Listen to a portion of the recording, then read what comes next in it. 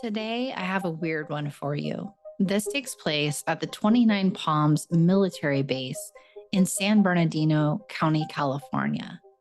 Is it a Bigfoot? Is it a Dogman? Is it a shapeshifter? You decide. Let's get into it. 29 Palms is a Marine Corps Air Ground Combat Center in San Bernardino County, California. It also serves as one of the entrance areas to the Joshua Tree National Park. Sightings of a Bigfoot-like creature, a hairy beast called the Yucca Man, have been reported as far back as the 1970s. The Yucca Man is said to be highly adapted to desert conditions, inhabiting deserts throughout Nevada, Arizona, and Southern California. The first documented encounter is that of a Marine who was stationed in 29 Palms back in 1971. This encounter has been retold numerous times, and the original account changes slightly depending on the source.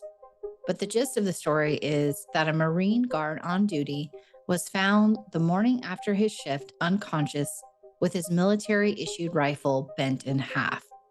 Now, I don't know about you, but a creature with the ability to bend a rifle in half is something I never personally want to encounter. When the Marine was asked what had happened to him, allegedly, he stated that a huge, hairy man had appeared out of the dark and came towards him.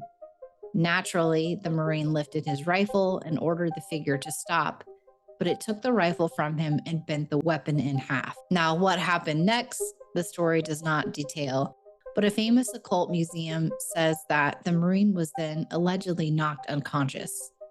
The witness reported that the creature had glowing red eyes and a horrid smell, which does fit the description of the Yucca Man. But is it possible that perhaps something more sinister in nature, like a dog man or a shapeshifter, might be involved? The stories I'm about to tell you support a different theory. An anonymous witness was stationed at 29 Palms in the 1970s. One night, he and a friend decided to drive out into the surrounding desert towards the Joshua Tree National Park. The first sign that something was wrong would come when the witness suddenly heard a loud, repetitive knock on his driver's side door. At first, he thought he must have hit an animal or that it must have hit up against the window. And so he pulled over to check. There was nothing on the door and there was no dead animal on the road. Perplexed but willing to brush it off, he got back into the car and the pair continued driving down the road. They had only made it another few miles when the same noise made its presence known once again. This time, it was on the passenger side door. His friend began to get really nervous, but the main witness recounting the story said that he still thought it was probably something car-related, so he didn't really give it too much thought. He thought maybe they had a blowout and had been driving on a flat tire. Frustrated, the witness stopped again and got out once more. He checked all the tires and all the doors, but still found nothing that could have caused the odd noises. He got back into the car and started driving again for a second time. This time, he didn't get far before the car just stopped working. The lights went off and it started to slow down, and so the witness jammed on the brakes simply out of fear, stopping in the middle of the road. He and his friend just sat there in frightened silence before the car came back to life just as suddenly as it had stopped. Due to the make of the car, the lights came on automatically and illuminated the road ahead of them. It was then that they saw a beastly creature crouched on the side of the road, close to the passenger side of the car. He described it as looking like a very large dog with an oversized head. Both men panicked and loudly screamed in terror, as anyone naturally would. The witness slammed on the gas, and as they sped away, they could see that the monster stood up on its hind legs and ran across the road. Now, this next encounter takes place just a few years ago, and I can't corroborate the story 100%, but as you know, this is the way stories go. So, allegedly, the soldier reported that there was something hunting Marines on the 29 Palms base. He claims that he was about a mile from the base out on what he called fire watch, as fires are very common in that area. He was on duty with another soldier when he saw something in the distance in his night vision goggles. He and his buddy saw what looked like multiple large muscular coyotes or dogs running around, but they weren't running around on four legs. they were running around on too. These tall, dog-like creatures were hunched over with massive arms that nearly touched the ground. He said that they moved at a speed unlike any living creature he had ever seen. Gunshots could be heard in the distance as another unit was performing a training exercise. This training exercise seemed to anger the creatures, and the soldiers on watch were trying to reconcile what they were seeing. The creatures suddenly charged in their direction, and in this case, the gunfire ensued. The witness on fire watch reported seeing a chunk of flesh fly into the air when the bullet made contact.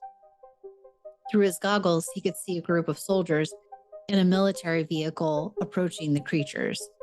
One soldier was up in a turret and unloaded with a heavy caliber fire, like a 50 cal probably.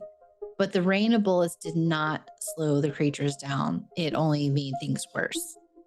Now, this is where the story gets really crazy. And this part of the story makes me question if this encounter is real or just completely made up, because allegedly, one of the creatures jumped onto the vehicle and pulled the guy firing the 50 cal out of the turret onto the ground and took one massive bite, essentially ripping this guy in half. The witness stated that multiple Marines were attacked and taken away by the creatures.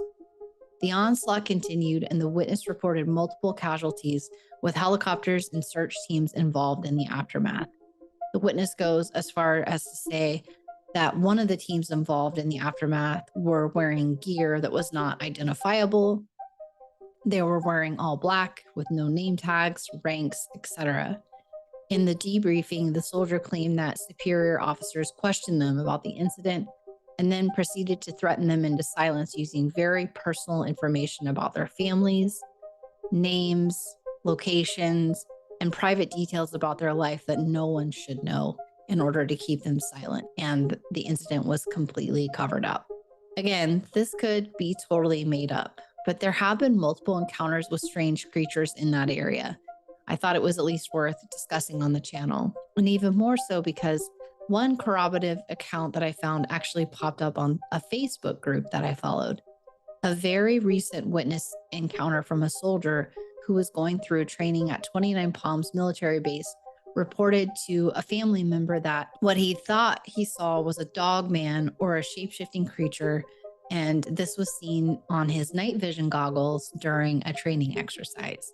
The witness reports that these sightings aren't at all uncommon on the military base, and that soldiers are told not to talk about it. He even goes as far to say that the soldiers were told that bullets are ineffective on their creatures, so they were told not to fire. Perhaps the previous incident was a learning lesson, and the soldiers are told not to fire on the creatures because it would probably not end well for them. The two stories that I shared today took place just about 3 years apart, and due to their similarities, it makes me wonder what is really going on at the 29 Palms military base. Is it possible that these creatures were part of a training exercise?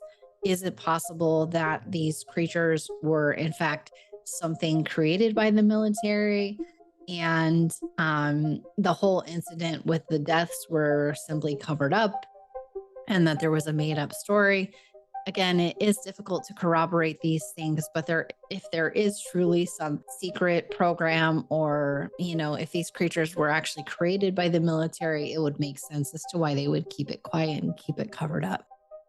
I'm curious to hear what your thoughts are on these encounters. Let me know your thoughts. Do you think it's possible that there's more than one type of creature inhabiting this desert landscape? Or could it go back to the legends of the skinwalkers that have the ability to shapeshift into different creatures? Leave a comment down below. And as always, if you do have a story that you want to share, or if you've heard a story that you think might be of interest for the channel, please send me your encounters to heidi@weirdwilderness.com. As always, thanks for listening, and stay safe out there. It gets pretty weird in the weird wilderness.